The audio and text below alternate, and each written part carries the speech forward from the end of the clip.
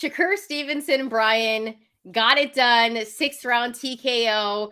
Looked dominant against a guy like Yoshino, who, by the way, we know how they look at him over in Japan, right? He's a very big name. What were your thoughts on this bout? And it kind of brings me to the question, where do you stack Shakur Stevenson in this division after that performance?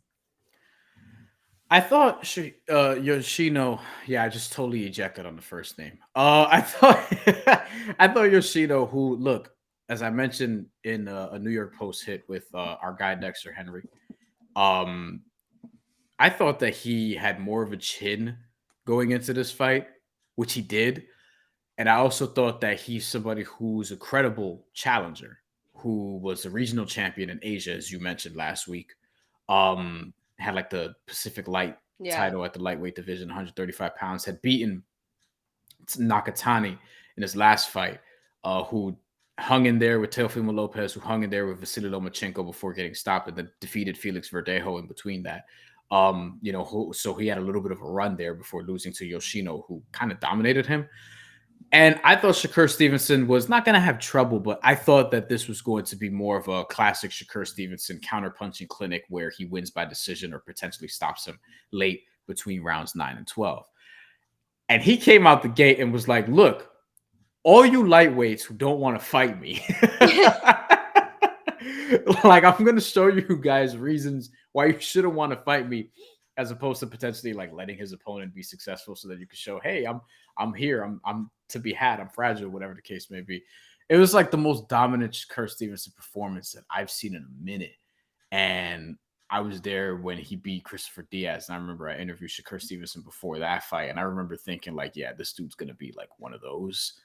And Yeah. we've seen that play out. And I think Shantelle, he's one of these guys where sometimes you get worried about somebody where they move up in weight and their power is going to fade just a little bit because now they're facing bigger guys.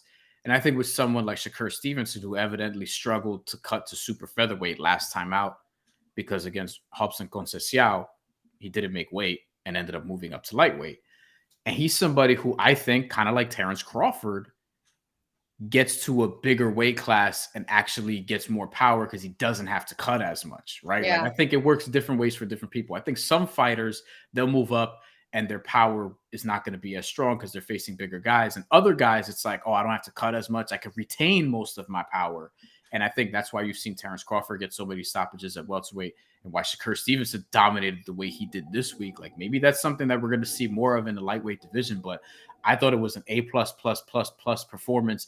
And in my perfect world, sort of like we threw out on our YouTube community poll on our channel during the weekend, my perfect world has Shakur Stevenson later this year facing the winner of Devin Haney and Vasiliy Lomachenko, which I think Top Rank will do. Or this is more of a dream scenario because I don't think this is going to happen. But the winner between Gervonta Davis and Ryan Garcia seeing Shakur Stevenson would also be great. I don't think promotionally, like, that's going to be the fight that gets made. I think the Top Rank one is just easier to make. And why would you not want to see potentially Devin Haney against Shakur Stevenson, or Vasiliy Lomachenko versus Shakur Stevenson? But in any event, I hope that the winner of Gervonta Davis, Ryan Garcia, could get in this mix of fights and potential fights as well. Hey, I mean, let's remember back when Shakur Stevenson and Gervonta Tank Davis were going at it on social media. I think Tank Davis said at one point that he would end Shakur's career if they were to fight. And this was actually for the WBC lightweight eliminator. So essentially, the winner becomes the mandatory for the WBC belt. So yeah, it's going to be either Haney or Lomachenko. And I believe Bob Arum said that he would be fighting Lomachenko, if anything. So he said, okay, so we talked about this last week a little bit, or was it the week before? I don't remember. But we talked about this on a recent show. What Bob Arum basically said was Shakur Stevenson will fight Lomachenko if Lomachenko wins. He said he wasn't sure about Devin Haney because he thinks Devin Haney might move up. Bill Haney texted Mark Kriegel on the broadcast, during the broadcast. Mark Kriegel said that Devin Haney reported that Devin Haney is going to stay. He's planning on staying at lightweight. So it's likely that we get that fight with him and Shakur Stevenson, that is a massive blockbuster fight. And I think that's what people want to see. You talked about Shakur's power and how we're seeing a little bit more, and we saw it against Yoshino. I think it's also because he's only 25 years old and his body is still filling out. Like, he's not pretty much in the body that he's going to be in when he's in his prime. So his power is now coming through as well. Whereas before we were just seeing him outbox dudes. And I think at this weight class, we're really going to see him shine. And I think that's what kind of gives him that little bit of edge over Devin Haney, if I'm going to be real with you, because they're both really good defensively. They both have a really good jab. They're both really skilled, great footwork. But the edge for power goes to Shakur Stevenson. And we talk about the lightweight division, and I'm not trying to do a ranking here, but it's hard to say who's going to beat Shakur Stevenson. To me, I think he can beat Devin Haney. I think he can beat Lomachenko. So he's up there when it comes to the top lightweights right now. What about you, Brian? Like, if you're trying to think about the top lightweights and who you're putting in there, let me guess, George Kambosos is number one for you. Okay, that's a joke that like 4 people are gonna get. And we appreciate those 4 people. Look, I think as it pertains to this particular fight or this particular weight class and the potential fights that could be made and the guys who would be seen sort of coming out of the fire through them, I have probably an easier time seeing Shakur Stevenson or Devin Haney being at the top of this weight class when all is said and done, just because of how versatile and what they can do. And I feel like they like, this is something that I think if you really think Gervonta Davis is the best guy in this weight class, it's because, and this is a real thing.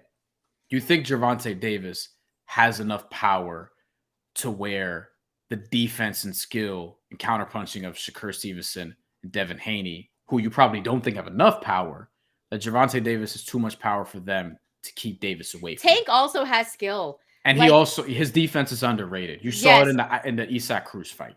And that's the thing, in that Isaac Cruz fight, he pretty much was fighting with one hand, still got the victory. Cruz had some good moments in that one, but like, I know this is going off topic, but even thinking about the Ryan Garcia fight, like, I've been back and forth, but after thinking about it, it's hard to not pick Tank because he is so skilled. He has the power. He has good defense. Like, people only talk about the power because it's like blockbuster power. Like, you want to see it. He's knocking dudes out left, right, and center, tucking them in for a nap. So that's the thing that we focus on.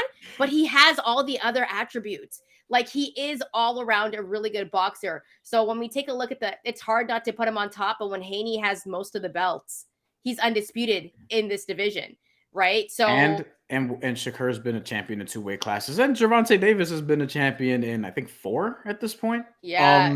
Because he went up to 140, beat Mario Barrios. That's why I'm like, yo, why didn't you have that fight with Ryan at 140?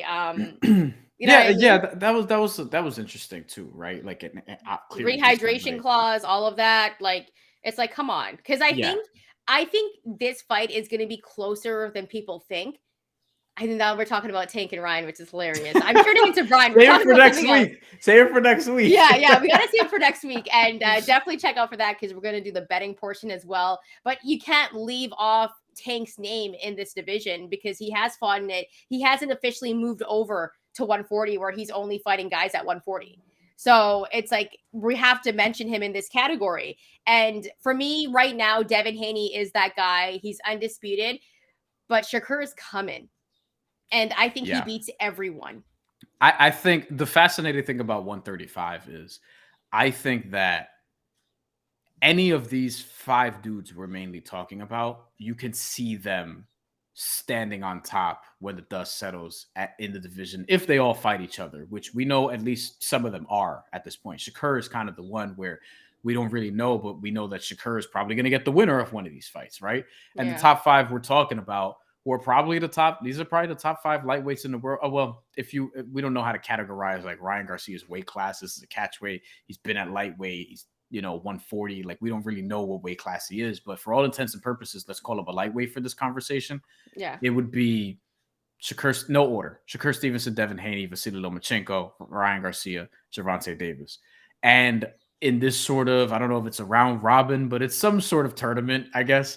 And I think Shakur Stevenson is going to get the winner of Devin Haney, Vasiliy Lomachenko. That leaves us with 4. And then we're going to have down to 3 because Gervonta Davis, Ryan Garcia are going to fight. So when you're looking at the top guys at for all intents and purposes, lightweight. We don't know where Ryan Garcia actually is, right? Because this is a Yeah. catchweight fight. He's toyed with 140. I think he's probably 140, but let's just call it lightweight for now, right? Gervonta Davis, Ryan Garcia, that's going to have a winner. And then you have Devin Haney, Vasiliy Lomachenko, that's going to have a winner. And Shakur Stevenson's already won, and he's going to be off to the side. So you're going to be down to 3 dudes. And I think you can see Gervonta Davis being at the top of that very easily if you believe in his power and his defense enough, and that he'll be able to close the gap on a Shakur or a Devin Haney or Vasiliy Lomachenko or Ryan Garcia when they fight next week. You know, Shakur Stevenson, I think you're banking on just the overall boxing ability and counterpunching. And as you mentioned earlier in the show, just he's still young, growing into himself, as is Devin Haney. They're in that same age group, right? Like, these are young dudes.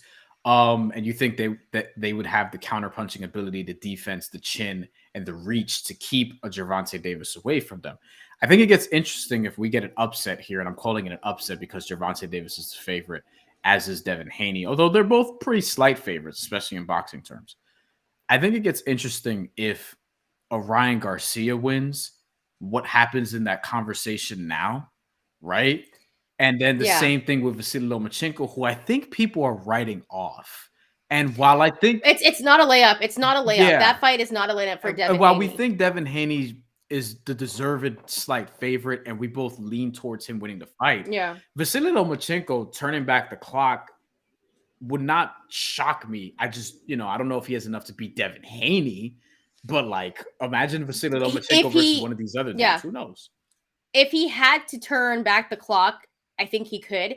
Only thing with Loma is he has to start off quickly because Devin Haney is going to establish a jab early on and win those early rounds. So Loma can't do Loma things and start off in the 6th round and decide, I'm going to go for it. Like, he has to start earlier. So I think if Ryan Garcia wins, it changes a lot of things. I think it fucks people up a little bit. Like, it's like, wait, what? Because I think a lot of people secretly think Gervonta Davis, while they call this a 50-50 fight, I think most people think that Gervonta Davis in their soul is going to win this fight.